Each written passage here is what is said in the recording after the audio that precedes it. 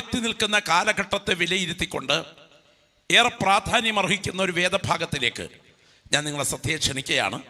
തെസ്സലോനിക്കർക്ക് ധന്യനായ പൗലോസ് എഴുതിയ 2-ാം ലേഖനം 1-ാം അധ്യായത്തിൻ്റെ 10-ാമത് വാക്യം.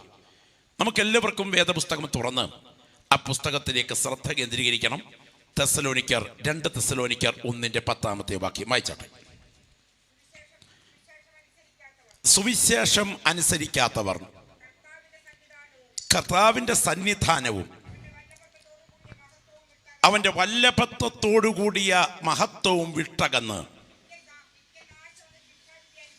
നിത്യനാശം എന്ന ശിക്ഷാവിധി അനുഭവിക്കും. എല്ലാവരും കൂടെ ചേർന്ന് ശബ്ദമുയർത്തി ഒന്ന് പറയണം. നിത്യനാശം എന്ന ശിക്ഷാവിധി.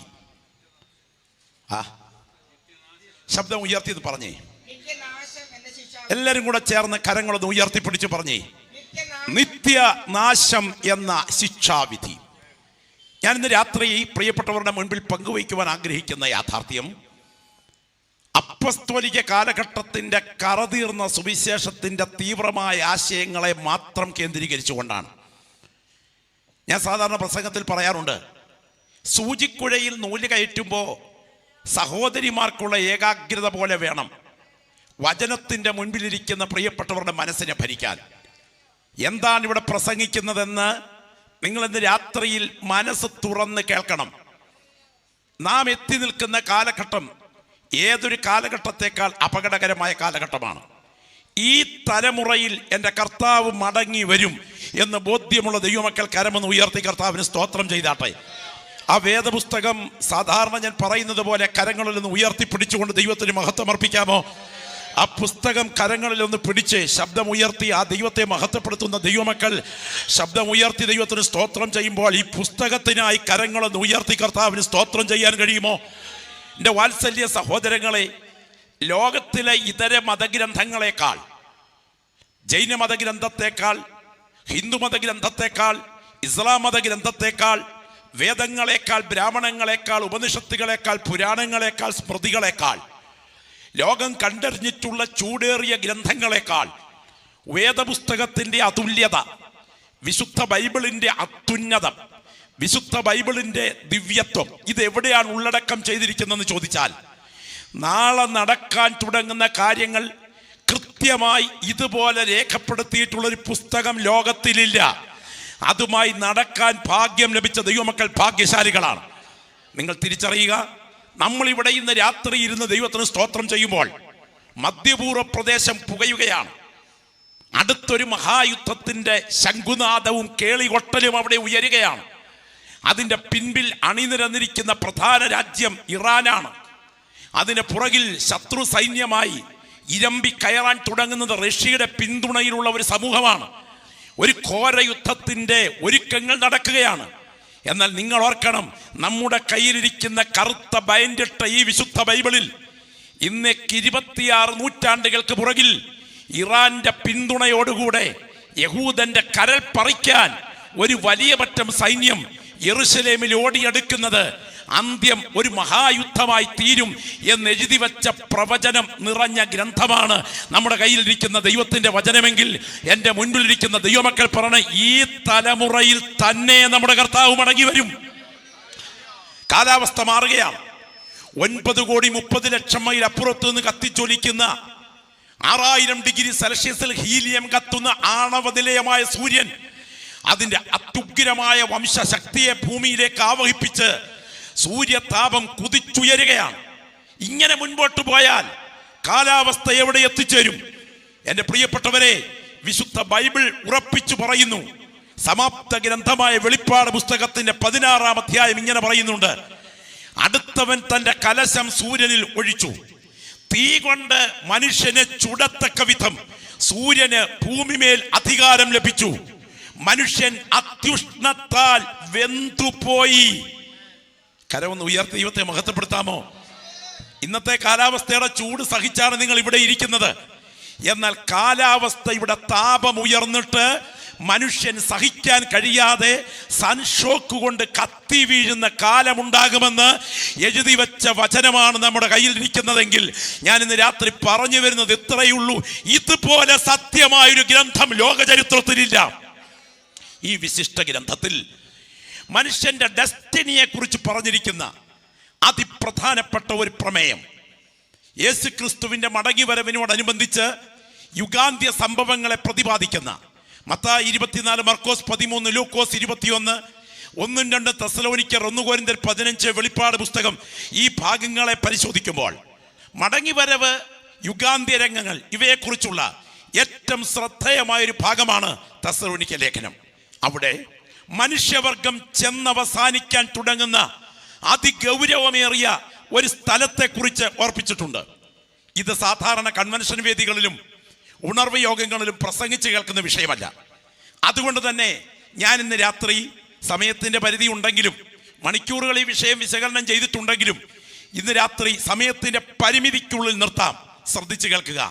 സുവിശേഷം നിഷേധിക്കുന്ന വ്യക്തിക്ക് സംഭവിക്കാൻ പോകുന്ന പ്രത്യാഘാതം എന്തായിരിക്കും? സുവിശേഷം നിഷേധിക്കാൻ തുടങ്ങുന്ന വ്യക്തിക്ക് സംഭവിക്കാൻ തുടങ്ങുന്ന പ്രത്യാഘാതം, കർത്താവിൻ്റെ വല്ലഭത്വത്തിൻ്റെ മഹത്വം വിട്ട് നിത്യനാശം എന്ന ശിക്ഷാവിധി അറിയും. നിത്യനാശം എന്ന ശിക്ഷാവിധി യാഥാർത്ഥ്യമാണോ? കല്ലറയ്ക്കപ്പുറത്ത് എന്തെങ്കിലും നിലനിൽപ്പുണ്ടോ? ശവമടക്ക് കഴിഞ്ഞാൽ ചത്ത പിന്നത്താല് തെക്കോ വടക്കോ എങ്ങോട്ടിരുന്നാൽ എന്താ ഉപദേശി? മരണം കഴിഞ്ഞ് വല്ലതിനും നിലനിൽപ്പുണ്ടോ?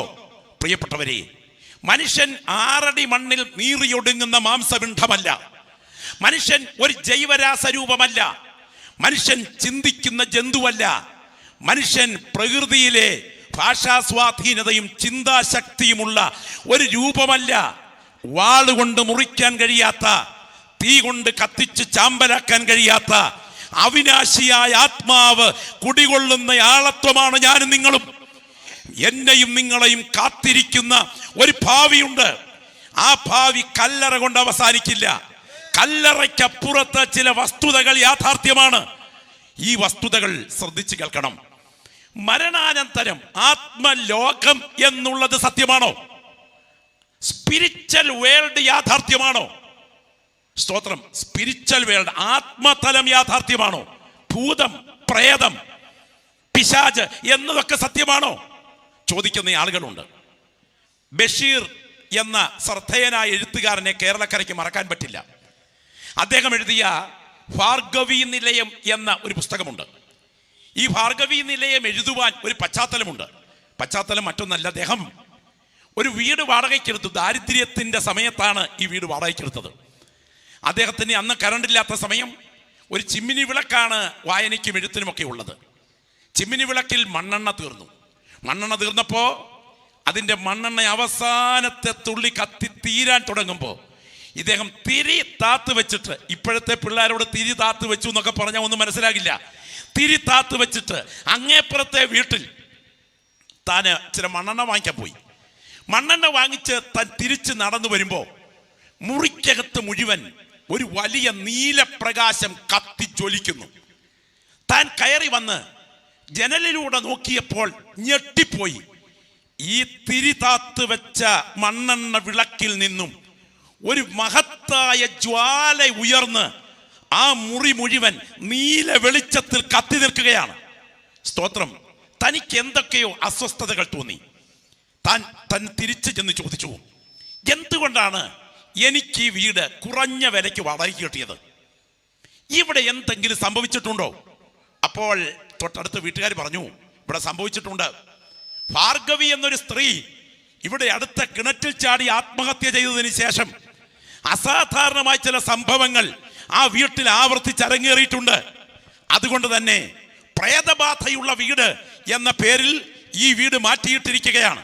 ഇവിടെ അങ്ങനെയൊന്നും ആൾക്കാർ താമസിക്കാറില്ല. അതുകൊണ്ട് തന്നെ വാടകയ്ക്ക് കൊടുക്കാൻ വയ്യാതിരിക്കുമ്പോഴാണ് നിങ്ങളെ കിട്ടിയത്. അതിനാലാണ് വാടക കുറച്ച് വീട് കിട്ടിയത്. അദ്ദേഹം അതിനെ കേന്ദ്രീകരിച്ച് ഭാർഗവീ നിലയം എന്ന് പറഞ്ഞുകൊണ്ട് ശ്രദ്ധേയമായൊരു ഗ്രന്ഥം എഴുതി. ഞാൻ പറഞ്ഞു വന്നത്, നീലവെളിച്ചം പൊങ്ങി ഒരു മുറിക്കകത്ത് പ്രേതബാധയുടെ ചിത്രീകരണം കാണിച്ചുവെന്നല്ല, മനുഷ്യന്റെ മനസ്സിന് വിശകലനം ചെയ്യാൻ കഴിയാത്ത നൂറുകണക്കിന് സംഭവങ്ങൾ ഈ ഭൂമിയിൽ സംഭവിച്ചിട്ടുണ്ട്. ഒരു എഴുത്തുകാരൻ എഴുതിയ യാഥാർത്ഥ്യം ഓർക്കുന്നു. ഒരിക്കൽ താൻ ഒരു ഹോട്ടലിൽ ഒരു സ്ഥലത്ത് സന്ദർശിക്കവേ ഹോട്ടൽ മുറിയെടുത്ത് വിശ്രമത്തിനായിട്ടൊരുങ്ങി ഗാഠമായി ഉറങ്ങുകയാണ്. ഉറക്കത്തിനിടയിൽ താൻ പെട്ടെന്ന് കണ്ണ് തുറന്ന് നോക്കുമ്പോൾ ആശ്ചര്യം പോലെ കാണുന്നു, തൻ്റെ കൺമുൻപിൽ ഫാനിൽ ഒരു സ്ത്രീ കെട്ടിഞ്ഞാന്ന് കിടക്കുന്നു. അവളുടെ ശവം ഫാനിൽ കിടന്നാടുകയാണ്. ഇയാൾ ഞെട്ടിത്തരച്ച് അടിമുടി വിറച്ചെഴുന്നേറ്റു. ഒടുവിൽ ശ്വാസം മുട്ടി കുറച്ചു നേരം ഇരുന്ന് നേരം വെളുപ്പിച്ചു. നേരെ ഓഫീസിലെത്തി ചോദിച്ചു, ആ മുറിക്കകത്ത് അസുഖകരമായത് എന്തെങ്കിലും സംഭവിച്ചിട്ടുണ്ടോ? ഉടനെ അവിടെ ആളുകൾ പറഞ്ഞു, ഉണ്ട്. ഇത്ര മാസങ്ങൾക്ക് പുറകിൽ ആ മുറിക്കകത്ത് ഒരു യൗവനക്കാരി ആ മുകളിലത്തെ ഫാനിൽ കെട്ടി ഞാൻ ആത്മഹത്യ ചെയ്തതാ. ഞാൻ പറഞ്ഞു വന്നതിന്റെ സാരം, മനുഷ്യന് വിശകലനം ചെയ്യാൻ കഴിയാത്ത നിരവധി സംഭവങ്ങൾ ഇവിടെ നടന്നിട്ടുണ്ട്.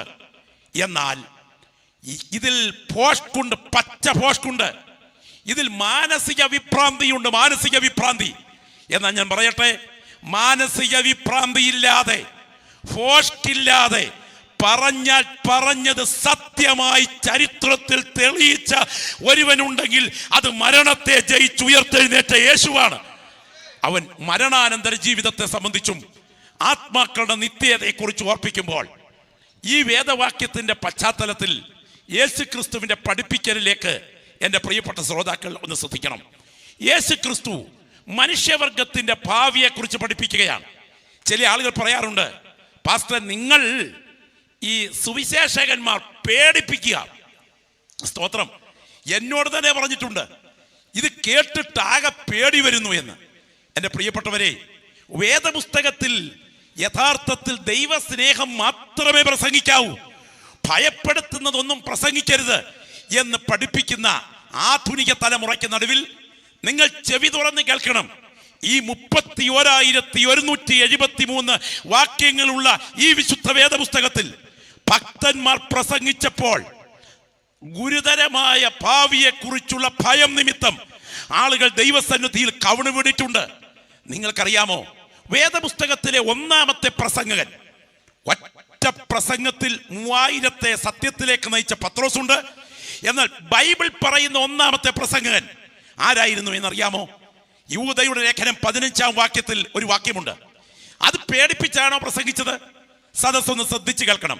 യൂദയുടെ ലേഖനം 15-ാം വാക്യം. അനുഗ്രഹീതനായ കർത്തൃദാസൻ പ്രസംഗിച്ച കലർപ്പില്ലാത്ത നിർമ്മല വചനത്തിന്റെ പ്രസംഗ പ്രമേയം എന്തായിരുന്നു? ഒന്ന് കേട്ടാട്ടെ.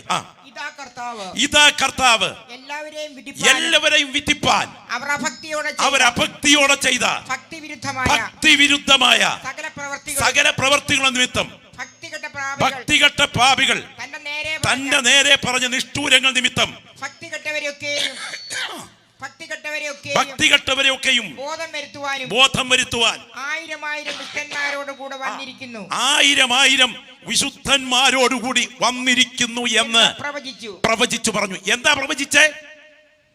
ജനക്കൂട്ടത്തിന്റെ മനഃശാസ്ത്രം മനസ്സിലാക്കിക്കൊണ്ട് വാലല്ലാത്തതെല്ലാം പൊന്നാക്കാം എന്ന മട്ടിൽ നിങ്ങളെ പ്രശംസിച്ചു പറഞ്ഞ ഒരു സദസ്സിലെ പ്രഭാഷകനായിരുന്നു ആദ്യത്തെ പ്രസംഗകൻ. അല്ല, കർത്താവ് വരുന്നു, ഒരു ശിക്ഷാവിധിയുണ്ട് എന്ന് തുറന്നു പറയുകയായിരുന്നു അദ്ദേഹം ആ തലമുറയോട്. നിങ്ങൾക്കറിയാമോ, യേശു ക്രിസ്തുവിന്റെ മുന്നോടിയായി വന്ന യോഹന്നാൻ എന്താ പ്രസംഗിച്ചത്? ഇപ്പോൾ തന്നെ വൃക്ഷങ്ങളുടെ ചുവട്ടിൽ കോടാലി വെച്ചിരിക്കുന്നു, ആകാത്ത ഫലം കായ്ക്കുന്ന വൃക്ഷമൊക്കെയും വെട്ടിത്തീരിടുന്നു. എന്റെ പിന്നാലെ ഒരുവൻ വരുന്നു, അവന്റെ ചെരുപ്പിന്റെ വാറടിപ്പാൻ ഞാൻ യോഗ്യനല്ല. ഞാൻ നിങ്ങളെ അത് വെള്ളം കൊണ്ട് സ്നാനം കഴിപ്പിക്കുന്നതേ ഉള്ളൂ. എന്റെ പിന്നാലെ വരുന്നവൻ എന്നിലും ബലമേറിയവൻ, അവൻ നിങ്ങളെ പരിശുദ്ധാത്മാവ് കൊണ്ടും തീ കൊണ്ടും സ്നാനം കഴിപ്പിക്കും. വീശുമുറം അവന്റെ കൈകളിലുണ്ട്. അവൻ കളത്തെ മുറ്റും വെടിപ്പാക്കി ഗോതമ്പ് കളപ്പുരയിൽ കൂട്ടിവെക്കുകയും പതിർക്കെടാത്ത തീയിലിട്ട് ചുട്ടുകളയുകയും ചെയ്യും. നരകത്തെ കുറിച്ച് പ്രസംഗിച്ച ശക്തനായ കർത്തൃദാസനാണ് യേശുവിന് മുന്നോടിയായി വന്ന യോഹന്നാൻ. നിങ്ങൾക്കറിയാമോ, യേശു ക്രിസ്തുവിന്റെ പ്രസംഗ വിഷയം എന്തായിരുന്നു? സ്തോത്രം, യേശുവിന്റെ പ്രസംഗ വിഷയം ശ്രദ്ധിക്കണം. ഇടുക്കുവാതിലിലൂടെ അകത്ത് കടക്കാൻ പോരാടുവീൻ. ബാക്കി നിങ്ങൾക്ക് എല്ലാവർക്കും അറിയാവുന്നെങ്കിൽ എന്നോട് ചേർന്ന് പറയണം. നാശത്തിലേക്ക് പോകുന്ന വഴി വിശാലവും കടക്കുന്നവർ വളരെയുമാകുന്നു. ജീവങ്കലേക്ക് പോകുന്ന വഴി ഇടുക്കവും പാത ഞെരുക്കവുമാകുന്നു, കണ്ടെത്തുന്നവർ ചുരുക്കമത്രേ. അങ്ങനെയാണെങ്കിൽ സദസ്സിനെ സുഖിപ്പിക്കാതെ വരാൻ തുടങ്ങുന്ന ശിക്ഷാവിധിയെ കുറിച്ച് ഉറപ്പിച്ചു പറഞ്ഞ യേശു പറഞ്ഞു, സഹോദരനെ മൂഢ എന്ന് വിളിച്ചാൽ, അവനെ നിസ്സാര എന്ന് പറഞ്ഞാൽ അഗ്നി നരകത്തിന് യോഗ്യനായി തീരും. പിതാവാരെയും ന്യായം വിധിക്കാതെ എല്ലാവരും പിതാവിനെ ബഹുമാനിക്കുന്നത് പോലെ പുത്രനെ ബഹുമാനിക്കേണ്ടതിന് ന്യായവിധിയെല്ലാം പുത്രന് കൊടുത്തിരിക്കുന്നു. ഇന്ന് രാത്രി യേശു ക്രിസ്തു ഇത്ര ആധികാരികമായി പഠിപ്പിച്ചോ? നിങ്ങൾക്കറിയാമോ, ധന്യനായ പൗലോസ്ലീഹ ഒരു പ്രസംഗവേദിയിൽ വന്നിരിക്കുകയാണ്. കേൾക്കാൻ വന്നിരിക്കുന്നത് സാധാരണക്കാരല്ല, ഫെലിക്സ് ദ്രുസില്ല ദമ്പതികളാണ്. ഓർക്കണം, ജഡ്ജി ഭാര്യാസമേതം പ്രസംഗം കേൾക്കാൻ വന്നിരിക്കുകയാണ്. പ്രതി പ്രസംഗിക്കാൻ നിൽക്കുന്നു. എങ്ങനെ പ്രസംഗിക്കും? നിങ്ങളോട് ഞാൻ ചോദിക്കുന്നു, എങ്ങനെ പ്രസംഗിക്കും? അയ്യോ, ജഡ്ജിയുടെ മനസ്സ് വേമ്പനാട്ടുകായല് പോലാണെന്നൊക്കെ അങ്ങ് പ്രസംഗിച്ചു കളയും. എന്നാൽ പ്രസംഗിച്ചവൻ എങ്ങനെ കേട്ടാലും എന്റെ പ്രസംഗത്തിന് സ്വർഗമാണ് അടിവരയിടുന്നത് എന്ന ബോധ്യത്തോടെ ഈ ദൈവദാസൻ വിളിച്ചു പറയുകയാണ്, നീതി, ഇന്ദ്രിയ ജയം, വരുവാനുള്ള ശിക്ഷാവിധി എന്നിവയെ കുറിച്ച് പ്രസംഗിക്കുകയിൽ ഫെലിക്സ് ഭയപരവശനായി. എന്റെ മുൻപിലിരിക്കുന്ന ദൈവമക്കൾ തിരിച്ചറിയണം, പഴയ നിയമ പ്രവാചകന്മാർ വിളിച്ചു പറഞ്ഞ സന്ദേശം ഭയപ്പെടുത്തുന്ന മുന്നറിയിപ്പായിരുന്നു. യോഹന്നാൻ സ്നാപകൻ വിളിച്ചു പറഞ്ഞ സന്ദേശം കോടാലി വെട്ടി മുറിക്കുന്നത് പോലെ ദൈവശിക്ഷയുണ്ട് എന്ന മുന്നറിയിപ്പായിരുന്നു. യേശു ക്രിസ്തു വിളിച്ചു പറഞ്ഞ സന്ദേശം ദൈവത്തിന്റെ ശിക്ഷ നരകവിധിയായി വെളിപ്പെടും എന്നായിരുന്നു. യോഹന്നാൻ, പത്രോസ് ആദിയായവർ പ്രസംഗിച്ച പ്രസംഗം ശിക്ഷാവിധിയുടെ മുന്നറിയിപ്പായിരുന്നു. ഇതിന് നടുവിൽ ഇരിക്കുന്ന ദൈവമക്കളെ, 6 അടി മണ്ണിൽ നീറിത്തീരുന്ന ഭൗതിക നേട്ടങ്ങളെ വെട്ടിപ്പിടിക്കാൻ സദസ്സിനെ വൈകാരികമായി ഇക്കിളിപ്പെടുത്തുന്ന ഒരു തലമുറയ്ക്ക് നടുവിൽ ഈ ഗ്രൗണ്ട് വിട്ട് പോകുന്നതിന് മുൻപ് നിത്യത ഉറപ്പാക്കാൻ പരിശുദ്ധാത്മാവ് രാത്രി നിങ്ങളെ ക്ഷണിക്കുകയാണ്. ഒറ്റ ചോദ്യം ഞാൻ ചോദിക്കുന്നു, നിത്യനാശം എന്ന ശിക്ഷാവിധി എന്നെ ഒഴിഞ്ഞു പോയി എന്ന് വിശ്വസിക്കുന്ന എത്ര പേര് ഇവിടെയുണ്ട്? ഇരിക്കുന്ന ഇരിപ്പിൽ കരങ്ങളൊന്ന് ഉയർത്തിപ്പിടിച്ച് ശബ്ദം ഉയർത്തി സ്തോത്രം ചെയ്തിട്ട്, അങ്ങനെ ബോധ്യമുള്ള ദൈവമക്കൾക്ക് സ്തോത്രം പറയാതിരിക്കാൻ കഴിയുകയില്ല. ആ കരങ്ങളൊന്ന് ഉയർത്തിപ്പിടിച്ചൊന്ന് സ്തോത്രം ചെയ്ത് പറഞ്ഞേ. എത്ര ദൈവമക്കളുടെ അധരങ്ങൾ ചലിക്കും? എന്റെ പിൻപിലിരിക്കുന്ന ദൈവദാസന്മാരുടെ നാവിൽ സ്തോത്രം ഉയരട്ടെ. പരിശുദ്ധാത്മാവി രാത്രി നിന്നെ ഇവിടെ കൊണ്ടുവന്നത് വെറുതെയല്ല.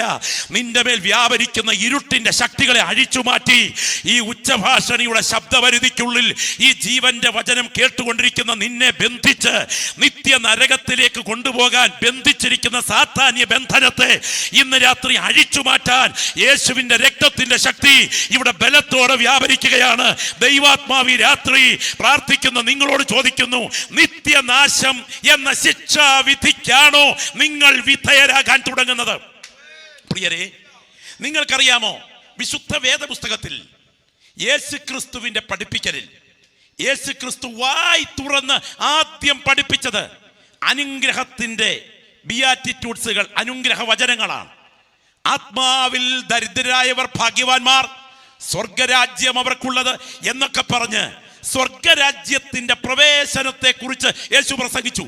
എന്നാൽ മത്തായി 23 വരുമ്പോൾ വായി തുറന്നപ്പോൾ അവൻ സ്വർഗരാജ്യത്തെ കുറിച്ച് പ്രസംഗിച്ചാരംഭിച്ചെങ്കിൽ വായി അടയ്ക്കാറായപ്പോൾ അവിടുന്ന് പ്രസംഗിച്ചത് എന്തെന്നറിയാമോ?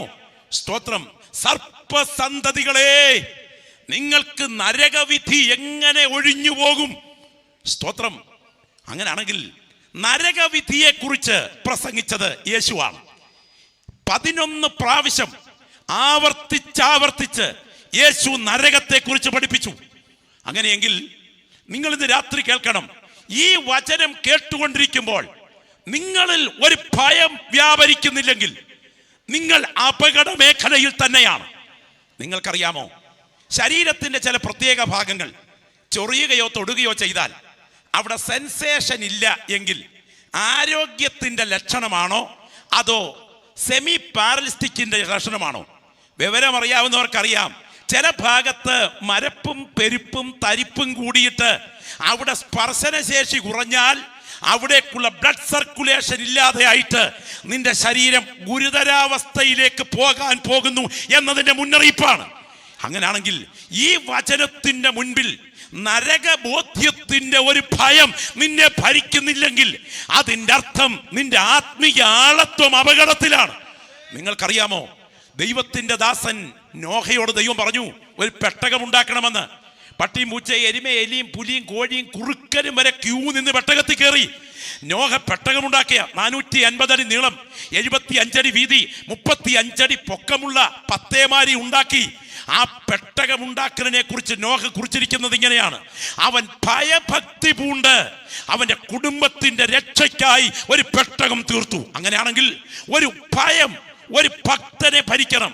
ഞാൻ ചോദിക്കുന്നു, ഉണർവ് എന്ന് പറയുന്നത് വൈകാരികതയുടെ ഒരു തരം ഉന്മാദമാണോ, ദൈവ സാന്നിധ്യത്തിന്റെ ഭയത്തിന്റെ ബോധ്യമാണോ?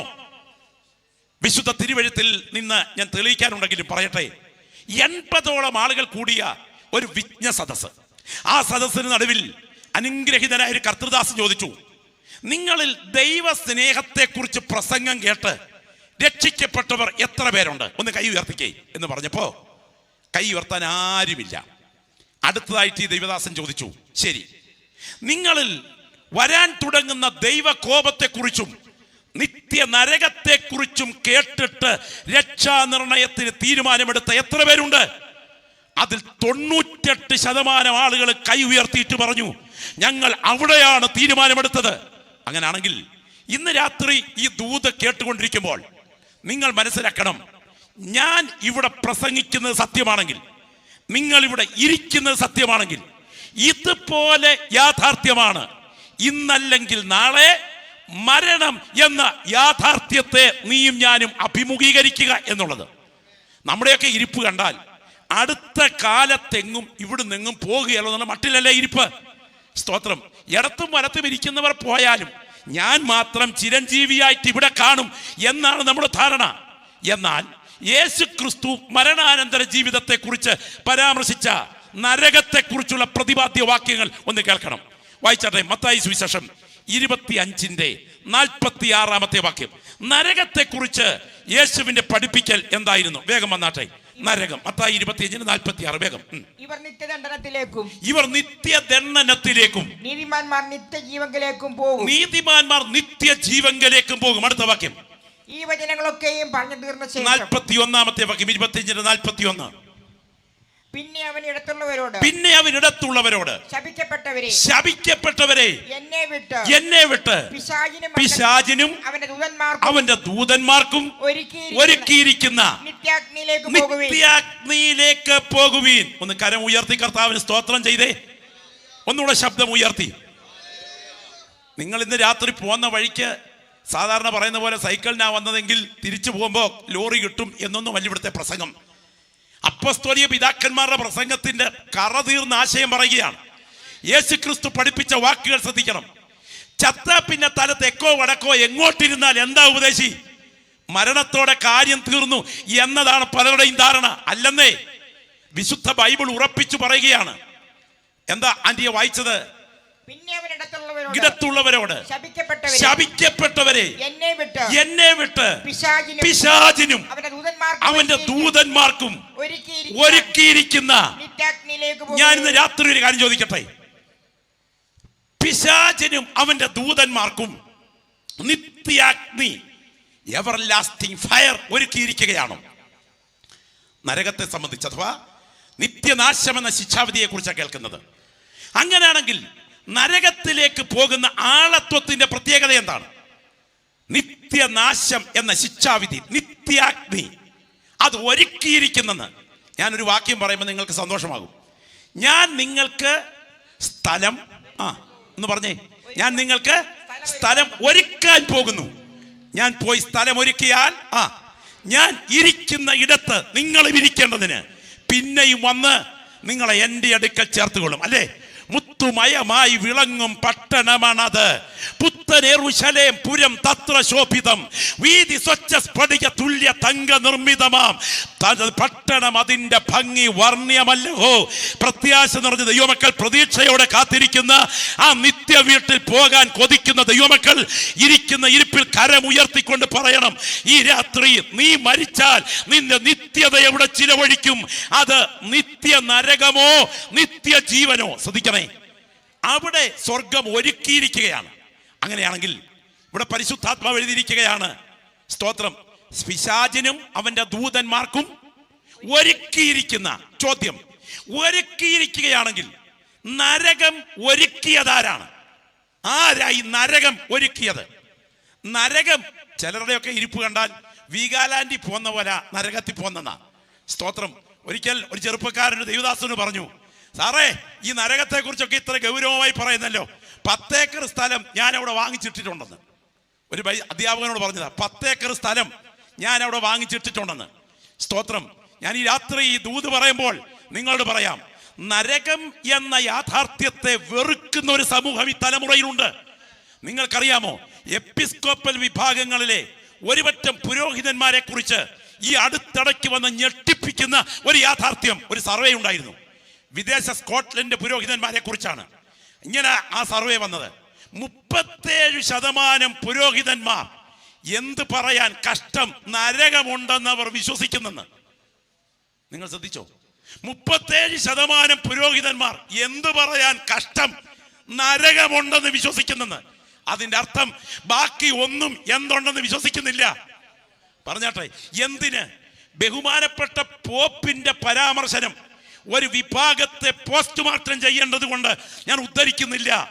നരകം ഇല്ല എന്ന് ഉറപ്പിച്ചു പറഞ്ഞുകൊണ്ട്. നിങ്ങൾക്കറിയാമോ, ദൈവത്തിന് സ്തോത്രം, പോപ്പിന്റെ തലയിലെ തൊപ്പി, അതിന്റെ പുറത്തൊരു മേലെഴുത്തുണ്ട്. ആ പൊന്തിഫിക്സ് മാക്സ് എന്ന ആ മേലെഴുത്തിന്റെ പ്രധാനപ്പെട്ട പ്രയോഗത്തിന്റെ അർത്ഥം എന്താ? പാലം പണിയുന്നയാൾ ഇവിടെ നിന്ന് എവിടേക്ക്? നരകത്തിൽ നിന്ന് സ്വർഗത്തിലേക്ക് പാലം പണിയുകയാണ് എന്ന് പറഞ്ഞാൽ, മരിച്ചാൽ വ്യക്തി നരകശിക്ഷയ്ക്ക് പോകില്ല. ഈ ഭൂമിയിലെ സൽകൃത്യ ദുഷ്കൃത്യങ്ങൾക്കനുസരിച്ച് വ്യക്തി ബസ്പുർഖാന എന്ന ഒരു പ്രത്യേക പീഡാസ്ഥലത്തേക്ക് മാറും.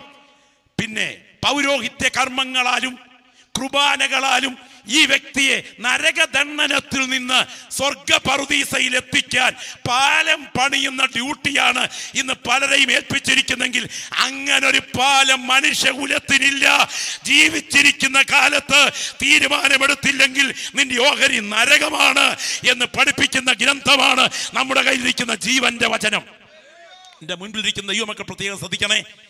ഇത് ഒരുക്കിയിരിക്കുകയാണോ? വായിച്ചാട്ടെ, യെശയ്യാ പ്രവചനം 30-ാം അധ്യായത്തിന്റെ 33-ാമത്തെ വാക്യം. യെശയ്യാ 30:33. ശ്രദ്ധിച്ചു കേൾക്കണം. നരകം ഒരുക്കിയിട്ടുണ്ടോ? ആരാണ് ഇത് ഒരുക്കിയത്? ദൈവത്തിന് സ്തോത്രം. പുത്തനാം യെരൂശലേം ഒരുക്കിയിട്ടുണ്ട്, നമുക്കറിയാം. എന്നാൽ നരകം ഒരുക്കിയിട്ടുണ്ടോ?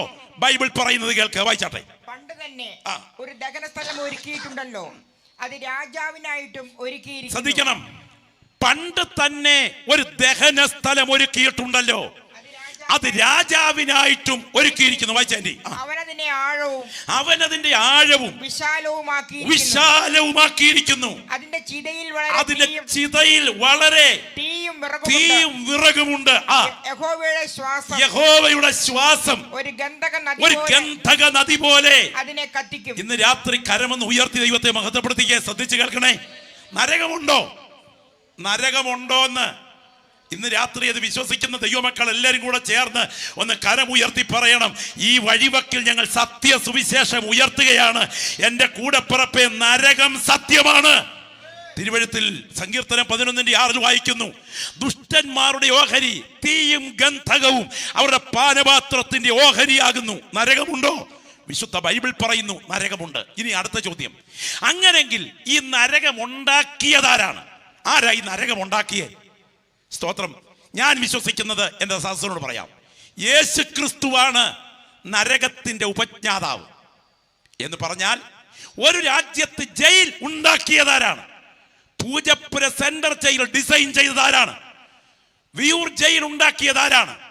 ഈ രാജ്യത്തിന്റെ ഭരണാധികാരികളുടെ ഖജനാവിലെ പണമാണ്.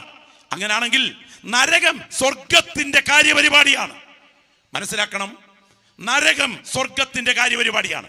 ഞാൻ പറഞ്ഞ വാക്കിന് ചിലപ്പോൾ ഒരു വിശദീകരണം വേണ്ടി വരും. എന്തുകൊണ്ട് യേശു തന്നെയാണ് ഇതിന്റെ പുറകിലെ വ്യക്തി എന്ന് പറയാൻ കാരണം? കൊലോസ്യ ലേഖനം 1:15-16 എന്താ വായിക്കുന്ന അറിയാമോ?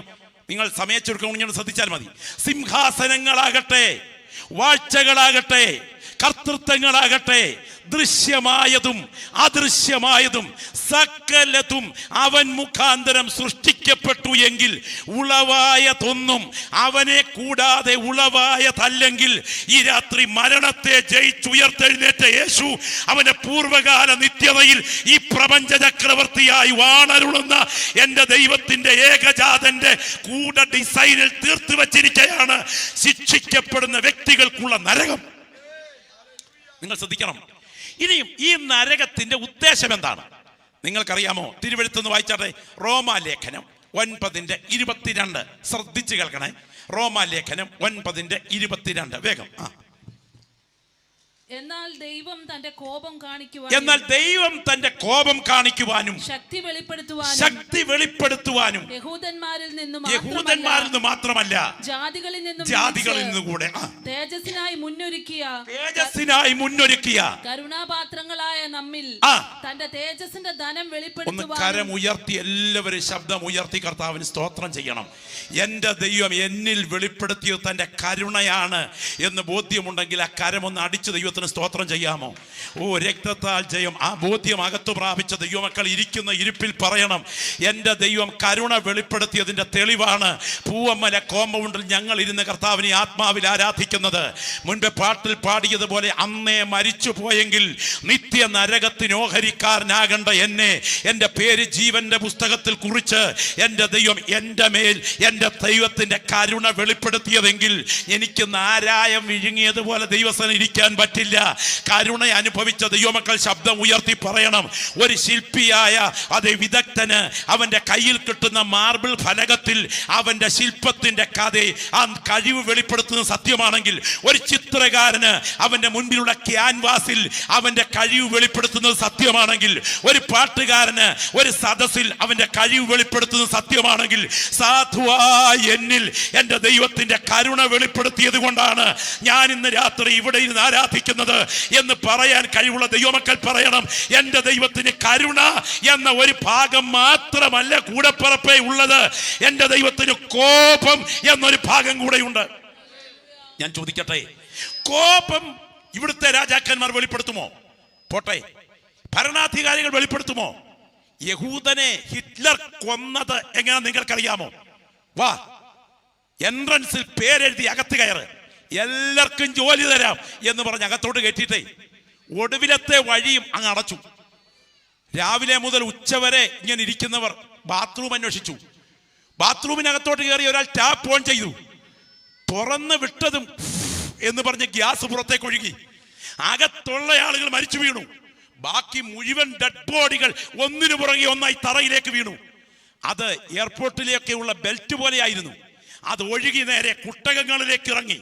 ആ കുട്ടകങ്ങളിലേക്ക് പിടയ്ക്കുന്ന മാംസശരീരങ്ങൾ ഇറങ്ങിയപ്പോൾ അതിന്റെ കാലിൽ കുത്തിക്കടത്തിയ സൂചിയിലൂടെ ചോര വലിച്ചെടുത്തിട്ട് പച്ച മാംസം കുട്ടകങ്ങളിലിട്ട് കുതുകുത കുത്തി തിളപ്പിച്ച്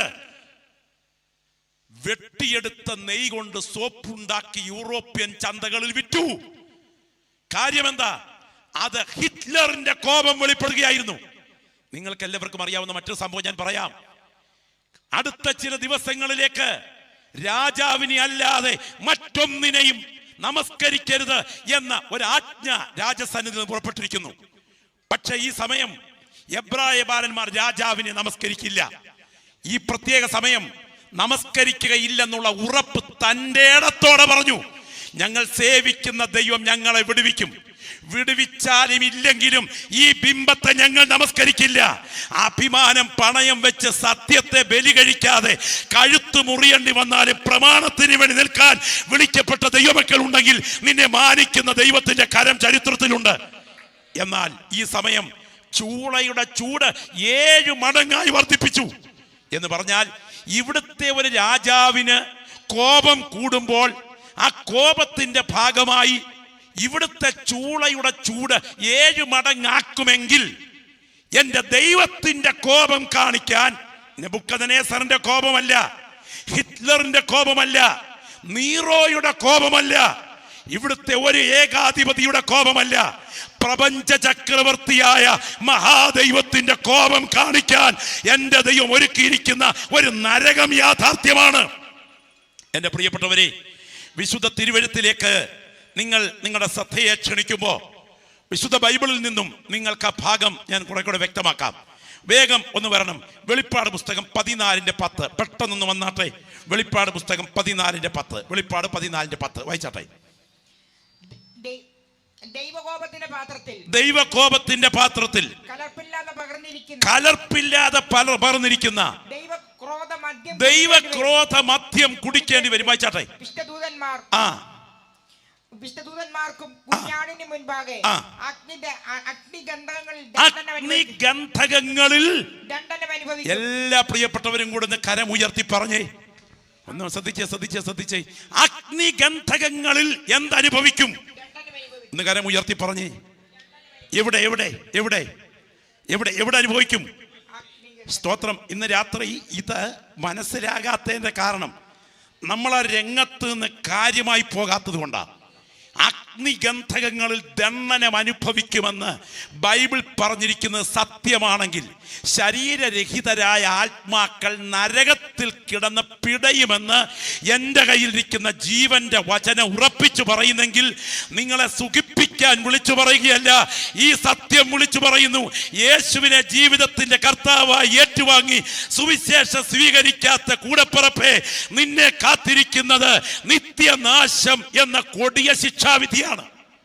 ദൈവത്തിന് സ്തോത്രം. അതിന്റെ സ്വഭാവം എന്തായിരിക്കും? ചോദ്യം. അപ്പൊ ശരീരരഹിതമായി ആത്മാക്കൾക്ക് നിലനിൽപ്പുണ്ടോ? വിശുദ്ധ തിരുവഴുത്തിൽ ഇതിനെക്കുറിച്ച് പറഞ്ഞിരിക്കുന്ന ഗൗരവമായ വാക്യം നിങ്ങൾ ശ്രദ്ധിക്കണം. സ്തോത്രം. നിന്റെ കണ്ണ് നിനക്കിടർച്ച വരുത്തുന്നെങ്കിൽ ബാക്കി അതിനെ ചുഴന്നെടുത്തെറിഞ്ഞുകളക. 2 കണ്ണുള്ളവനായി നരകത്തിൽ പോകുന്നതിനേക്കാൾ ഒറ്റക്കണ്ണനായി ജീവനിൽ കടക്കുന്നത് നിനക്ക് നല്ലത്. നിന്റെ കൈ നിനക്കിടർച്ച വരുത്തുന്നെങ്കിൽ അതിനെ വെട്ടിയെടുത്തെറിഞ്ഞു കളക. 2 കൈയുള്ളവനായി നരകത്തിൽ പോകുന്നതിനേക്കാൾ ഒറ്റക്കയ്യനായി ജീവനിൽ കടക്കുന്നത് നിനക്ക് നല്ലത്. സ്തോത്രം. എന്നിട്ട് യേശു പറഞ്ഞു, അവിടുത്തെ പുഴു ചാകില്ല, അവിടുത്തെ തീ കടില്ല. വചനത്തിൽ സത്യസന്ധമായി പറയുന്നു, അവിടെ എല്ലാവരും തീ കൊണ്ട് ഉപ്പിടും. ഒന്ന് കരമുയർത്തി സ്തോത്രം പറഞ്ഞേ. ഈ മത്തി ഊറക്കിടുന്നത് കണ്ടിട്ടുള്ളവരെന്ന് കൈ ഉയർത്തിക്കും. മത്തി ഊറക്കിടുന്നത് നിങ്ങൾ ബാക്കിയുള്ളവരാരും കണ്ടിട്ടില്ലേ? മീൻ ഊറക്കിടുന്നത് കണ്ടിട്ടുണ്ടല്ലോ? ഒന്ന് കൈ ഉയർത്തിക്കുക. മീൻ ഊറക്കിടുന്നത് കണ്ടിട്ടുള്ളത്? ചാക്ക് കൊണ്ടുവരും, ചാക്കിനകത്തോട്ട് ഉപ്പ് നിറയ്ക്കും. ആ ഉപ്പ് ഒരു ലെയർ ഇട്ടതിന് ശേഷം മത്തി എടുക്കും. അടുത്തതായിട്ട് വീണ്ടും മത്തിയുടെ മുകളിൽ ഉപ്പെടുക്കും. ഇങ്ങനെ തീയ് മനുഷ്യൻ, മനുഷ്യൻ തീയ്, തീയ് മനുഷ്യൻ, മനുഷ്യൻ തീയ്. ചിലർ ഇത് പറഞ്ഞുകൊണ്ടിരിക്കുമ്പോൾ എന്നെ വല്ലാതെ തുറിച്ചു നോക്കുന്നു. ഇത് വല്ലതും നടക്കുന്ന കാര്യമാണോന്ന്. ദൈവത്തിന് സ്തോത്ര. കുഞ്ഞേ, പറഞ്ഞത് മനുഷ്യനല്ല, ഈ പ്രപഞ്ച ചക്രവർത്തിയായി എൻ്റെ രക്ഷകനാ പറഞ്ഞത്. ആത്മാക്കളെ തീക്കകത്ത് ചുടുന്ന ദിവസങ്ങൾ കൺമുൻപിലുണ്ടെന്ന്. ദൈവത്തിന് സ്തോത്രം. നിങ്ങൾക്കറിയാമോ, ശരീരരഹിതമായി ആത്മാക്കൾക്ക് നിലനിൽപ്പുണ്ടോ? ഇന്ന് നമ്മൾ ഇരിക്കുമ്പോൾ ഇതിനെക്കുറിച്ച് അധികം ചിന്തിക്കില്ല. ഒരിക്കൽ ശ്രദ്ധേയനായ ഒരു നിരീശ്വരവാദി, അദ്ദേഹത്തിന്റെ പേര് തന്നെ റെയ്മൻ മൂഡി എന്നാണ്. അദ്ദേഹം ക്ലിനിക്കിൽ ചെക്ക് ചെയ്തുകൊണ്ടിരുന്ന രോഗി അസമയത്ത് മരിച്ചു. പെട്ടെന്ന് മരിച്ചപ്പോൾ തന്നെ ആളിന്റെ ശരീരം ഡ്രസ് ചെയ്യാൻ നേഴ്സ് റൂമിലേക്ക് കൊടുത്തുവിട്ടു, ഡോക്ടേഴ്സ് റൂമിലേക്ക് കൊടുത്തുവിട്ടു. മൂക്ക് പഞ്ഞി വെച്ച് തിരുകി ശരീരം ഇങ്ങനെ ഡ്രസ് ചെയ്യുക. പെട്ടെന്ന് ഈ കൺപോള ചലിച്ചു. ഓടിച്ചെന്ന് ഡോക്ടർ പറഞ്ഞു, ഡോക്ടർ, ആ ബോഡിയുടെ കൺപോള ചലിക്കുന്നു. പ്രഥമ ശുശ്രൂഷ നൽകി, ഓക്സിജൻ കൊടുത്തു, തിരിച്ചു വന്നു ജീവൻ. അപ്പൊ ചോദിച്ചു, താങ്കളുടെ അനുഭവം എന്താ? പറഞ്ഞു, ഇതിനകത്ത് നിന്ന് ഞാൻ പുറത്തിറങ്ങിയപ്പോ എന്റെ ശരീരം താഴെ കിടക്കുന്നത് ഞാൻ നേരിട്ട് കണ്ടു. ദൈവാസ്തിക്ക് നിഷേധിയായ ഇദ്ദേഹത്തിന് അന്വേഷണം ആരംഭിച്ചു. അമ്മൂമ്മ കഥയല്ല കേട്ടോ, ഡാക്കിനി അമ്മൂമ്മയുടെ കഥ പറയാൻ നിൽക്കുകയല്ല ഞാൻ. ഇവിടെ ഈ പറയുന്നത് സത്യമായ കാര്യമാണ്. അദ്ദേഹം അന്വേഷണം നടത്തിയപ്പോൾ 100 മരണാസന്നരായ ബോഡിയിൽ ടെസ്റ്റുകൾ നടത്തി. ഒരു പെൺകുട്ടി മരിച്ചു.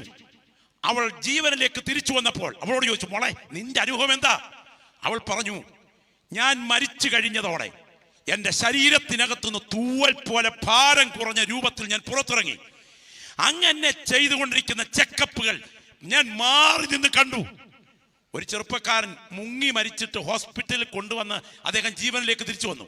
അദ്ദേഹത്തിന്റെ അനുഭവം പറയുകയാണ്, ഞാനും എൻ്റെ അനിയനും കൂടെ ഈ നദിയിൽ നീന്തുകയായിരുന്നു. പെട്ടെന്ന് എന്താ സംഭവിച്ചെന്നറിയില്ല, എൻ്റെ ശരീരത്തിനകത്തു നിന്ന് ഞാൻ രൂപരഹിതമായി പുറത്തിറങ്ങി.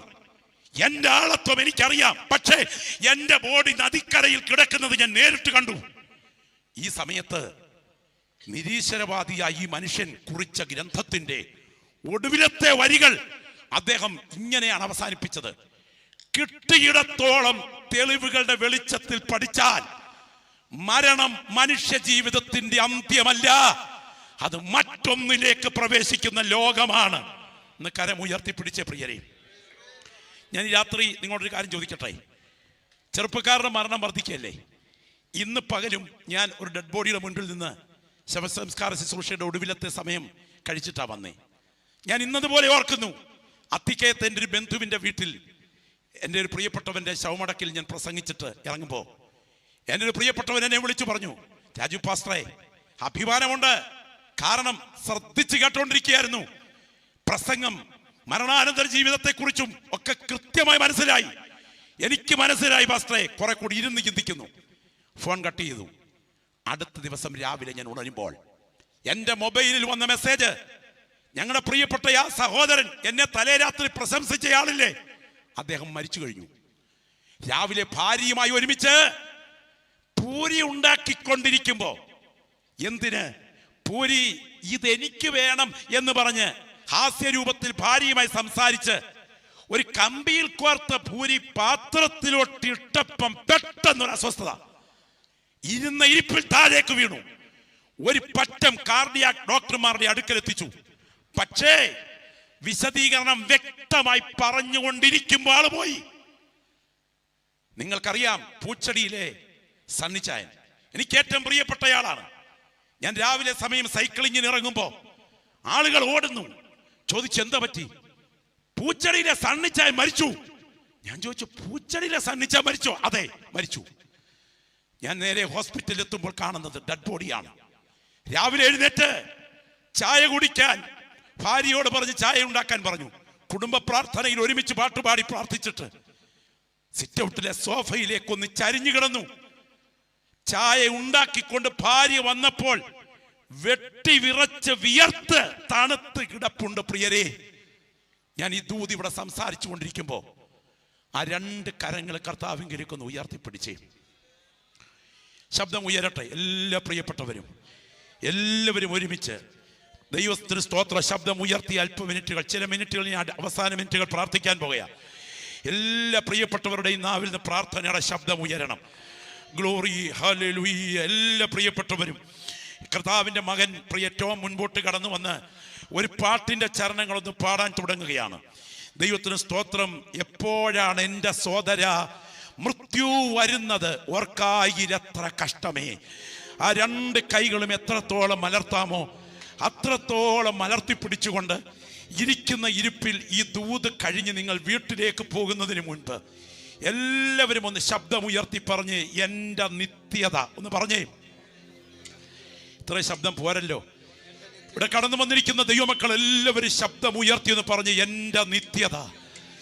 ഇരിക്കുന്ന ഇരിപ്പിൽ അടുത്തിരിക്കുന്ന ആളിന്റെ കാതിൽ മുഴങ്ങത്തക്ക വിധം പറഞ്ഞേ എൻ്റെ നിത്യത. ഒന്ന് ചേർന്ന് പാടാം. എപ്പോഴാണ് എൻ്റെ സോദര, എപ്പോഴാണെന്റെ സോദര ശബ്ദമുയർത്തി മൃത്യു വരുന്നതോർക്കായിലെന്തു കഷ്ടമേ. എപ്പോഴാണെന്റെ സോദര മൃത്യു വരുന്നതോർക്കായിലെന്തു കഷ്ടമേ. ഇപ്പാരിൽ നിൻ ജനങ്ങൾക്കു തൃപ്തിയില്ലാഞ്ഞു ലോകത്തെ പോൽ ജീവിച്ചിട്ട്.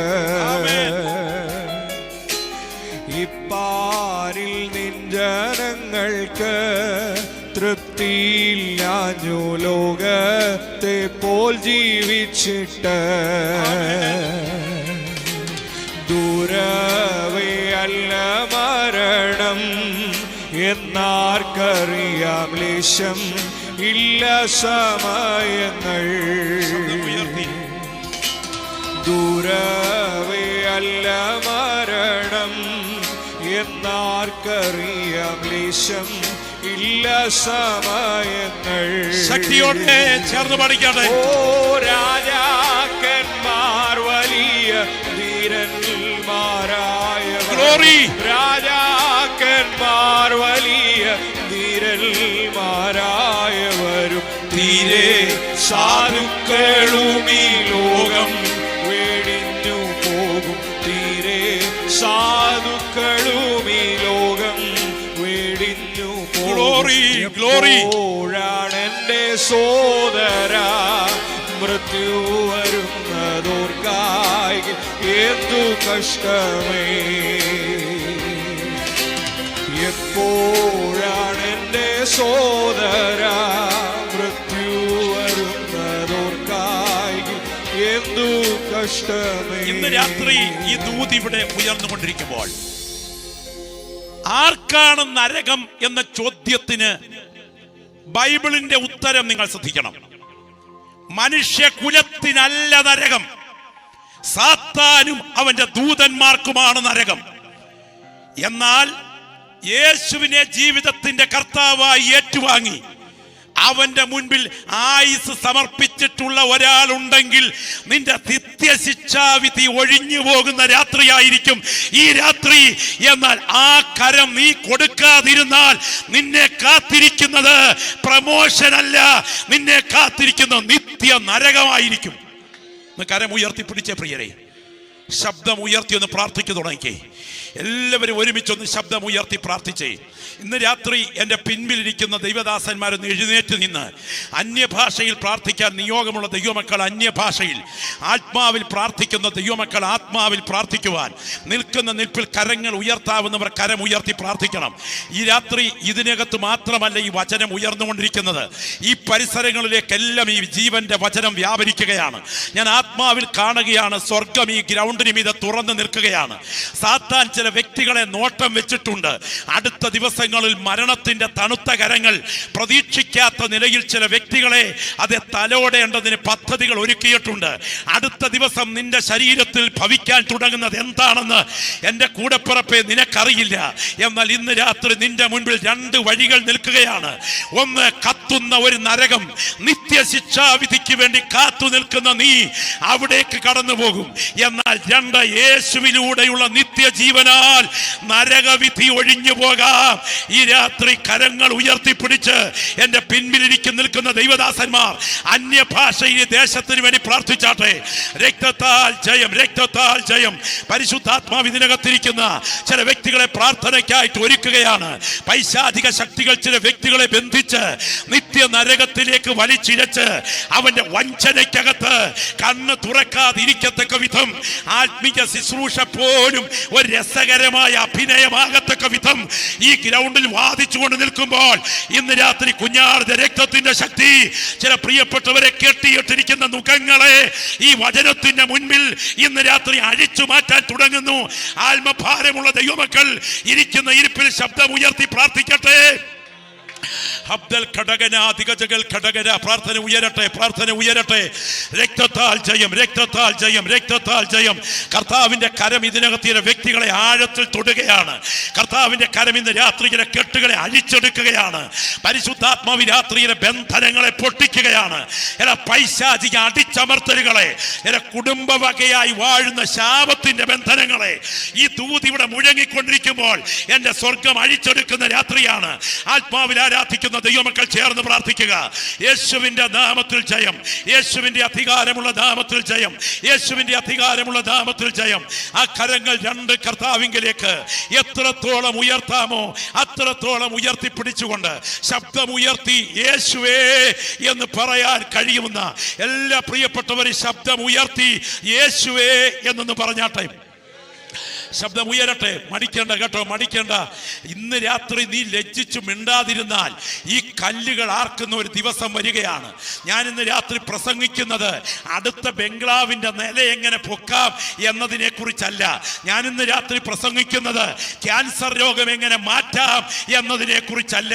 ഞാൻ ഇന്ന് രാത്രി പ്രസംഗിക്കുന്നത് അടുത്ത കാർ എങ്ങനെ വാങ്ങിക്കാം എന്നതിനെ കുറിച്ചല്ല. കൂടെ പറപ്പേ, നിന്റെ ബയോപ്സി റിപ്പോർട്ട് ക്യാൻസർ ആയാൽ, അടുത്ത ആക്സിഡന്റ് മരണത്തിന് വഴിതെളിച്ചാൽ, നിന്റെ ജീവൻ ഇവിടുന്ന് പറന്നകന്നാൽ, ഞാൻ പറുദീസയിലെത്തുമെന്ന് ബോധ്യമില്ലാത്ത ഒരാൾ ഇവിടെ ഉണ്ടെങ്കിൽ നിന്റെ കെട്ടഴിയുന്ന രാത്രിയാണ് ഈ രാത്രി. ഒരുപറ്റം ദൈവമക്കൾ ആത്മാവിൽ പ്രാർത്ഥിക്കുകയാണ്, യേശുവിന്റെ രക്തത്താൽ ചില ബന്ധനങ്ങൾ അഴിയട്ടെ. ശബ്ദം ഉയരട്ടെ, ശബ്ദം ഉയരട്ടെ. അന്യഭാഷയിൽ പ്രാർത്ഥിക്കാവുന്ന ദൈവമക്കൾ ഇന്ന് രാത്രി ഇരിക്കുന്ന ഇരിപ്പിൽ അന്യഭാഷയിൽ പ്രാർത്ഥിച്ചു തുടങ്ങിക്കാട്ടെ. മടിക്കേണ്ട, മടിക്കേണ്ട. പ്രാർത്ഥന ഉയരട്ടെ, പ്രാർത്ഥന ഉയരട്ടെ. ഞാൻ വിശ്വസിക്കുന്നു ഈ ഗ്രൗണ്ടിൽ മാത്രമല്ല ഈ ദൈവവചനത്തിന്റെ ശക്തി വ്യാപരിക്കുന്നത് ഈ സോഷ്യൽ മീഡിയ പ്ലാറ്റ്ഫോമിൽ ഈ രാത്രി ജീവന്റെ വചനം ഇടപെടുകയാണ്. രക്തത്താൽ ജയം, രക്തത്താൽ ജയം.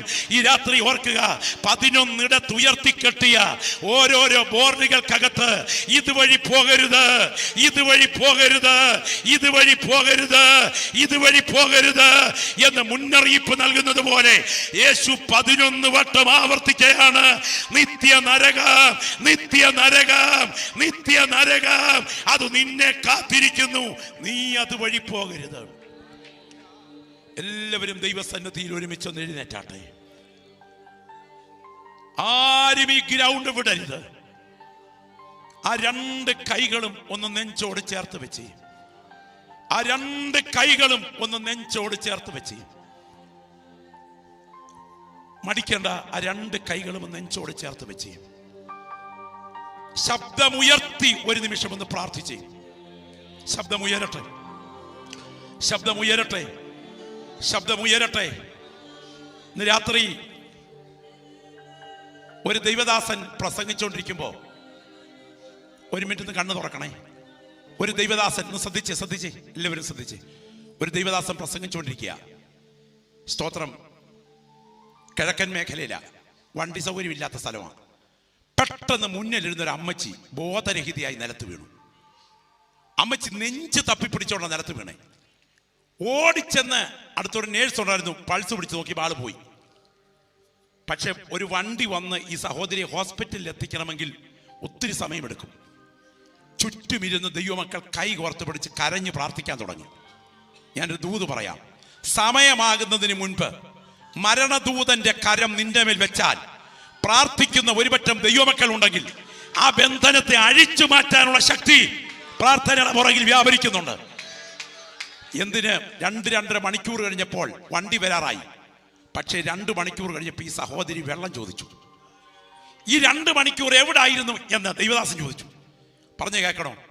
അയ്യോ, ഞാൻ പോയ വഴി നിങ്ങളെല്ലാവരും ഇവിടെ ഇരിക്കുമ്പോൾ എനിക്ക് വേദന തുടങ്ങി, അഞ്ചൈന തുടങ്ങി, ചുരുണ്ടി ഞാൻ തറയെ വീണു. പെട്ടെന്ന് ഈ ശരീരത്തിനകത്തു നിന്ന്, അമ്മുമ്മ കഥയല്ല കേട്ടോ, ശ്രദ്ധിച്ച് കേൾക്കണം, എന്റെ ശരീര രൂപത്തിന് തുല്യമായി ഞാൻ പുറത്തിറങ്ങി. നിങ്ങളൊന്ന് ശ്രദ്ധിച്ചേ. ഒരമ്മച്ചി നിലത്ത് കിടക്കുക, അമ്മച്ചി പറയുക, എന്റെ ശരീര രൂപത്തിന് തുല്യമായി ഞാൻ പുറത്തിറങ്ങി.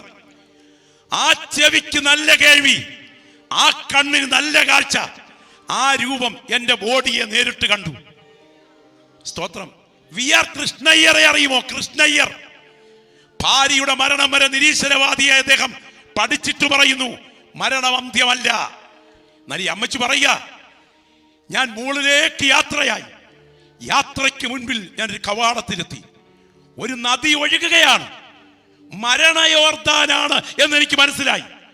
മറുകര കടക്കാൻ നിൽക്കുമ്പോൾ തേജസ് ഉടുത്ത വെള്ളിച്ചിറകുള്ളൊരു ദൂതൻ എന്റെ മുൻപിൽ പറയുകയാണ്, ഒരു സഭ നിനക്കായി പ്രാർത്ഥിക്കുന്നു, മടങ്ങിപ്പോകൂ. ഞാൻ ഇതിനകത്ത് വന്ന് കയറി. ഒന്ന് കരമടിച്ച് ദൈവത്തെ ആരാധിച്ച ദൈവമക്കളെ, ഞാൻ ഈ രാത്രി പറയാം, മുട്ടുവേദന മാറാനല്ല സുവിശേഷ യോഗം, നിന്റെ നിത്യ നരകം ഒഴിയാനാണ് എങ്കിൽ ഈ ദൂത് കേട്ടോണ്ടിരിക്കുമ്പോ എന്റെ പേര് ജീവന്റെ പുസ്തകത്തിലുണ്ടോ എനിക്കറിയില്ല. ഇന്ന് രാത്രി നിത്യ നരകം എനിക്ക് വേണ്ട. യേശു എനിക്ക് മതി എന്ന് ആഗ്രഹിക്കുന്ന പ്രിയപ്പെട്ടവരാ, നെഞ്ചോട് കൈകളൊന്ന് വെച്ചേ. ശബ്ദമുയരട്ടെ, നെഞ്ചോട് കൈകളൊന്ന് വെച്ചേ. പാസ്റ്ററെ, ഈ രാത്രി മീറ്റിംഗിന് ഞാൻ വന്നു. ഞാൻ ഈ രാത്രി മണ്ണിനേക്കാൾ നിത്യതയെ കാണുക. ക്രൂശിനെ ഞാൻ ആലിംഗനം ചെയ്യുകയാ. യേശുവിന്റെ പാദം ഞാൻ മുത്തുക. എന്റെ പാപക്കറകൾ കഴുകാൻ കഴിവുള്ള യേശുവിൽ ഞാൻ ഇന്ന് രാത്രി കടന്നാശ്രയിക്കുക. എനിക്ക് ഒരു പടി കൂടെ മുന്നേറാൻ പ്രാർത്ഥന വേണം എന്ന് കൊതിക്കുന്ന നിങ്ങൾ കരങ്ങളൊന്ന് ഉയർത്തിപ്പിടിച്ചേ. ഓ, രക്തത്താൽ ജയം, രക്തത്താൽ ജയം. യേശു പ്രഖ്യാപിച്ച നിത്യനാശം എന്ന നരകം പിശാചിനും അവന്റെ ദൂതന്മാർക്കും ഒരുക്കിയിരിക്കുന്ന നരകം, രാജാവിന്റെ കോപത്തെക്കാൾ മഹാദൈവത്തിന്റെ കോപം കത്തി നിൽക്കുന്ന നരകം, മരണമെന്ന പ്രതിഭാസം കഴിഞ്ഞാൽ കൂടപ്പിറപ്പേ നിന്നെ കൊണ്ടുപോകാൻ കാത്തു നിൽക്കുമ്പോ നിന്റെ രക്ഷയ്ക്ക് വേണ്ടി വെളിപ്പെട്ടതാണ് കാൽവറിയിലെ സ്നേഹം. ഇന്ന് രാത്രി ഉയർന്ന കരങ്ങൾക്ക് വേണ്ടി ഞാൻ പ്രാർത്ഥിക്കാൻ പോകുകയാണ്. ഞാൻ ഈ രാത്രി ഉയർന്ന കരങ്ങൾക്കായി പ്രാർത്ഥിക്കാൻ പോകുകയാണ്. ഈ വേദിയിൽ നിൽക്കുന്ന ദൈവദാസന്മാരൊക്കെ കരങ്ങൾ ഇവർക്ക് നേരെ ഒന്ന് ഉയർത്തിപ്പിടിച്ചേ. എന്റെ കൂടപ്പിറപ്പേ, മദ്രാസിലെ മോനെ അറിയാമോ? കരിക്കൻ വില്ല കൊലക്കേസിലെ ഒന്നാമത്തെ പ്രതി, വളത്തമ്മയുടെ വയറ്റിൽ കറിക്കത്തി കുത്തിക്കടത്തിയ ആ നരാധമൻ, അവനെ കഴുകിയതാണ് യേശുവിന്റെ രക്തമെങ്കിൽ യേശുവിനെ കൂടാതെ ആർക്കും സ്വർഗത്തിലെത്താൻ പറ്റില്ല. യേശുവിന് പരിഹരിക്കാൻ കഴിയാത്ത ഒരു പാപക്കറയുമില്ല. ഇന്ന് രാത്രി വഴിവക്കിൽ നിൽക്കുകയാണെങ്കിലും ടെറസിന്റെ മുകളിൽ ഇരിക്കുകയാണെങ്കിലും ഞാൻ ക്രൂശിന്റെ ചുവട്ടിലേക്ക് വരികയാണ്. എനിക്ക് കഴുകൽ വേണം എന്ന് കൊതിക്കുന്ന പ്രിയപ്പെട്ട വലതുകരം ഉയർത്തിപ്പിടിച്ചേ. പരിശുദ്ധനായ ഞങ്ങളുടെ ദൈവമേ, സ്വർഗസ്ഥനായ ഞങ്ങളുടെ പ്രിയ പിതാവേ, നിത്യജീവന്റെ വചനം ഞങ്ങൾ ഈ ഗ്രൗണ്ടിൽ പ്രസംഗിച്ചു.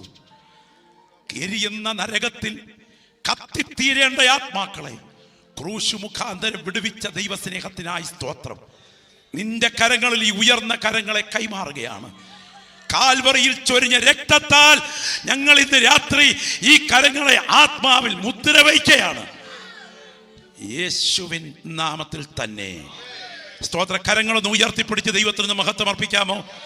എല്ലാ ദൈവമക്കളും ഒരു പാട്ടിന്റെ ചരണങ്ങളെ രണ്ട് കരങ്ങൾ ഉയർത്തിപ്പിടിച്ച് ഒന്ന് ചേർന്ന് പാടിക്കൊണ്ട് യോഗം അവസാനിപ്പിക്കാൻ തുടങ്ങുകയാണ്.